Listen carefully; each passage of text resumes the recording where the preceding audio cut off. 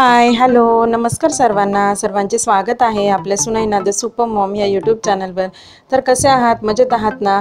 आणि आम्ही खूप छान आहोत। आजचा दिवस तुम्हाला आनंदाचा जावो, तुमच्या मनातल्या सर्व इच्छा पूर्ण होत, हीच तुम्हाला आज नवीन आणि मंगलमय दिनाच्या खूप खूप खूप साऱ्या शुभेच्छा।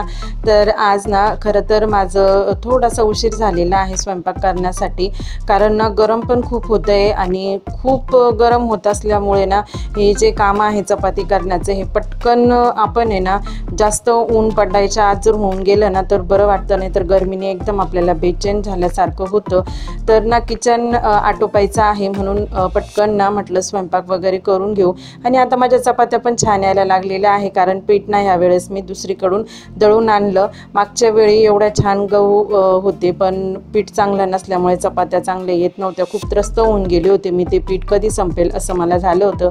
पण आता ह्यावेळेस छान गहू दळून आणलेले आहे, तर मस्त चपात्या होत आहेत। आणि आता चपात्या झाल्यानंतर मी लगेचच किचन क्लिनिंगला सुरुवात करणार आहे। आणि आजच्या ना व्हिडिओमध्ये मी तुम्हाला माझी पूर्ण किचन क्लिनिंग दाखवणार नाही, पण अशा काही गोष्टी आहे की जिथे आपण जास्त वेळा घासपूस करत नाही किंवा स्वच्छता करत नाही, कधीतरी त्या गोष्टी आपण स्वच्छ करत असतो, कारण नेहमी स्वच्छ करणं आपल्याला ते सहजही शक्य नसतं।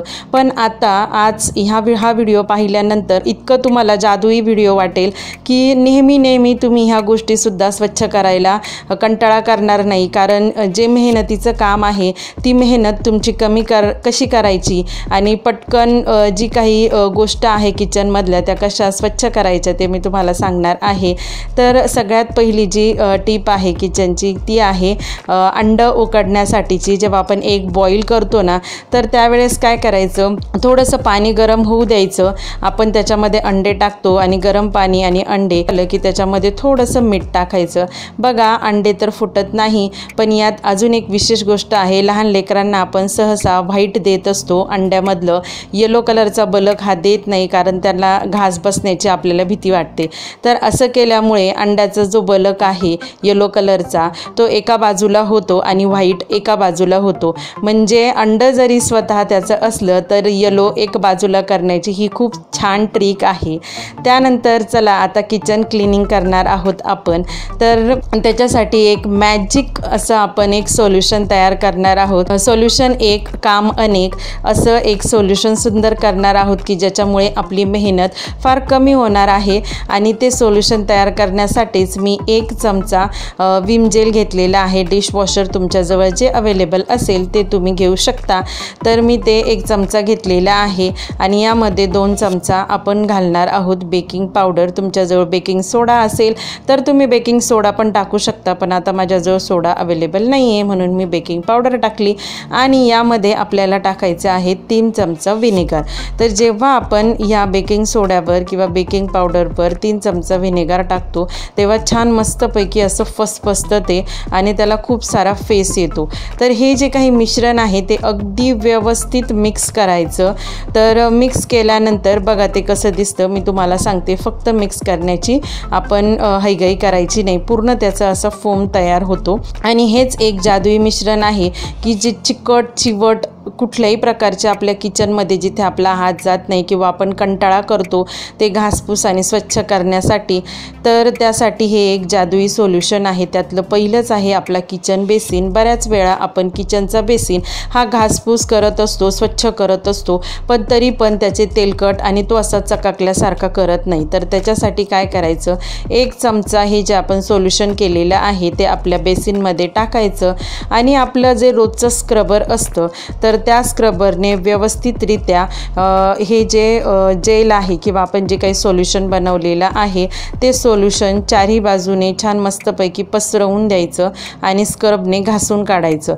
आता ह्या ज्या बाजूच्या ज्या खाचा आहे कडाप्पा आणि बेसिनच्या मध्ये ज्या खाचा आहेत तर त्या खाचासुद्धा व्यवस्थित घासून घ्यायच्या, कारण त्या खाचांमध्ये सुद्धा बऱ्याच वेळा पाणी साचल्यामुळे असा गुळगुळीतपणा येतो किंवा आपण त्याला म्हणू शकतो की अशी हिरव्या रंगाचं त्याला शेवाळ आल्यासारखं आपल्याला सटकल्यासारखं लागतं। त्याच्यामुळे त्या खाचांमध्ये सुद्धा व्यवस्थित स्क्रबने घासून घ्यायचं।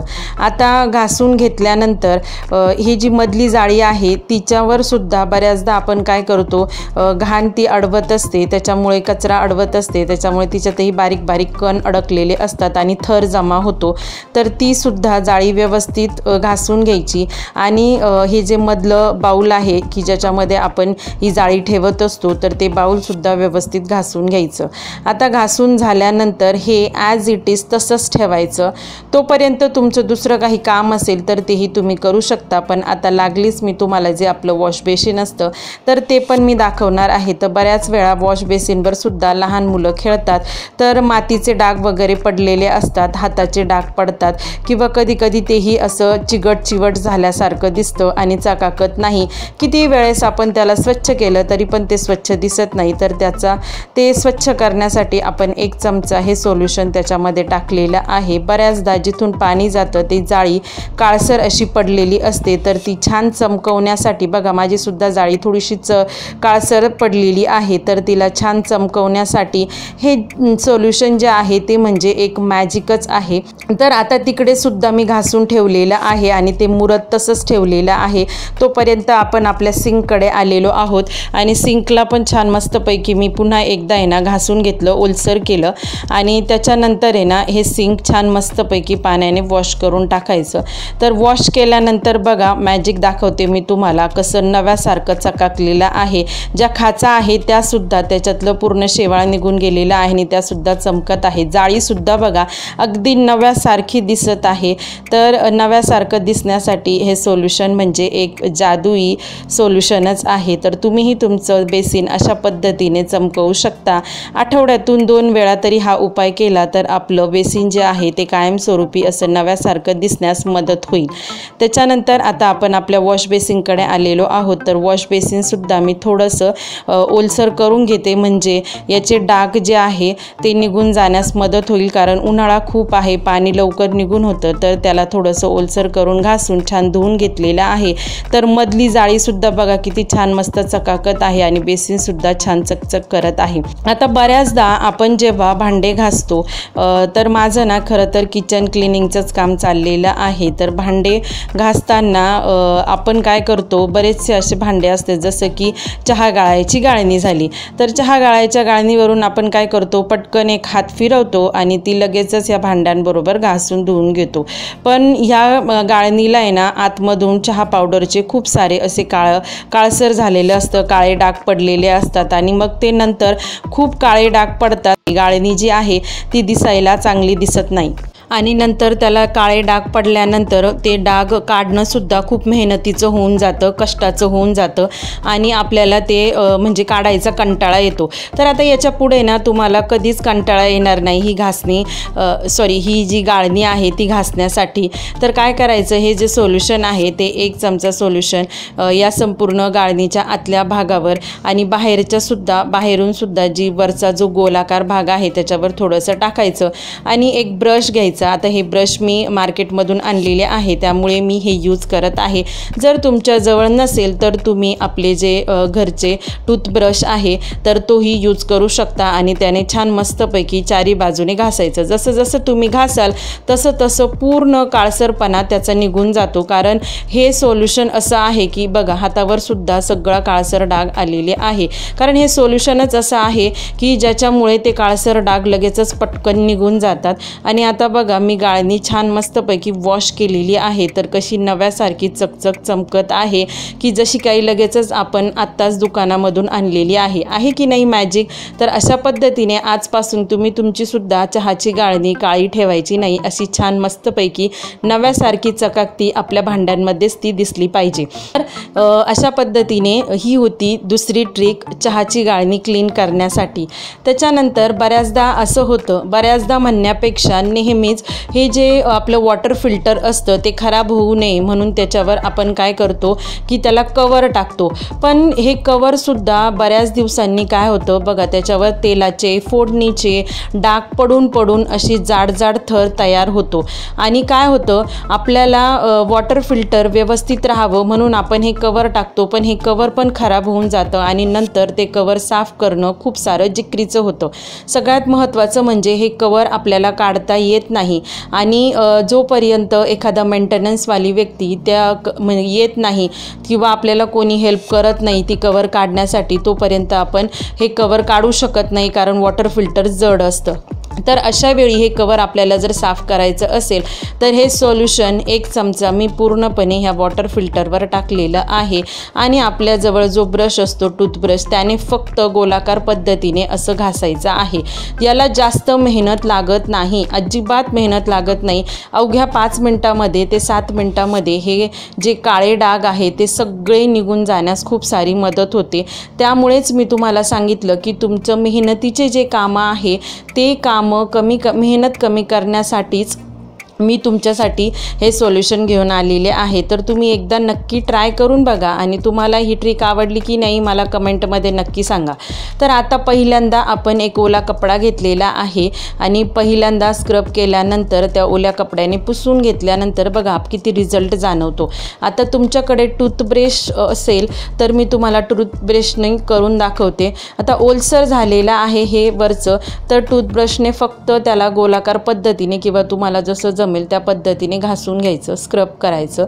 तर स्क्रब केल्यानंतर आता मी दुसऱ्यांदा याला पुसून दाखवते. बघा जेवढे काही चिवट चिगट डाग जे होते ह्या वॉटर फिल्टरच्या कवरवर ते सगळे निघून जाण्यास मदत झालेली आहे. त्यानंतर पुढच्या बाजूने सुद्धा त्याला बरेचसे काही डाग होते ते सुद्धा मी व्यवस्थित घासून घेतले. नळाच्या बाजूने सुद्धा बघा असा चिगट डाग होता, तर तो सुद्धा व्यवस्थित घासून घेतलेला आहे आणि छान मस्तपैकी पुसून घेतल्यानंतर बघा आपला वॉटर फिल्टरचं जे कवर आहे ते अगदी नव्यासारखं चकाकायला सुरुवात झालेली आहे की नाही जादू. आहे का आपल्याला कुणाची गरज की कोणी वॉटर फिल्टर उतरवून देईल, ते कवर काढून देईल आणि त्याच्यानंतर आपण त्याला क्लीन करू? अजिबात गरज नाही. कमी मेहनतीमध्ये आपण अशा पद्धतीने वॉटर फिल्टरचं कवर छान मस्तपैकी चमकवू शकतो की ज्यामुळे छान आपल्या घरामध्ये पॉझिटिव्ह एनर्जी येण्यास मदत होईल.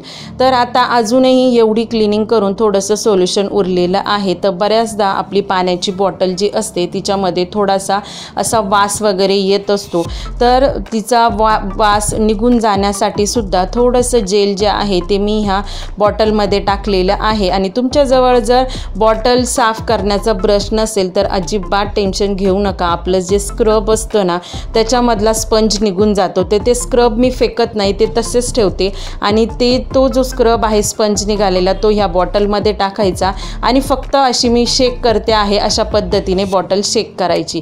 तर थोडंसं पाणी आपण त्याच्यामध्ये टाकल्यामुळे ती जी आतमध्ये स्क्रबर जे आहे ते छान मस्तपैकी असं हललं जातं. त्याच्यामुळे बॉटलचा आतला भाग हा छान मस्तपैकी स्वच्छ निघतो आणि बॉटल एकदम साफ होण्यास मदत होते. आणि आपण जे सोल्युशन तयार केलेलं आहे त्याच्यामुळे बॉटलच्या मध्ये जो काही पाण्याचा वास वगैरे येत असतो तो पण येत नाही.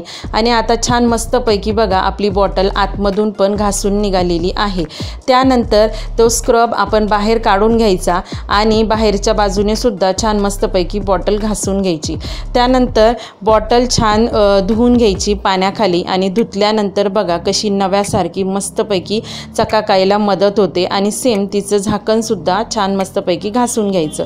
आता धुतल्यानंतर मी तुम्हाला बॉटल दाखवते की एकदम मस्तपैकी नव्यासारखी, जेव्हा आपण दुकानातून बॉटल विकत आणतो ना तेवढीच ती चकाकायला सुरुवात करते, तिच्यामधला वास निघून जातो आणि बॉटल एकदम छान फ्रेश आपल्याला दिसायला, की ज्याच्यामुळे आपल्याला तिच्यात पाणीही छान मस्तपैकी प्यावंसं वाटतं।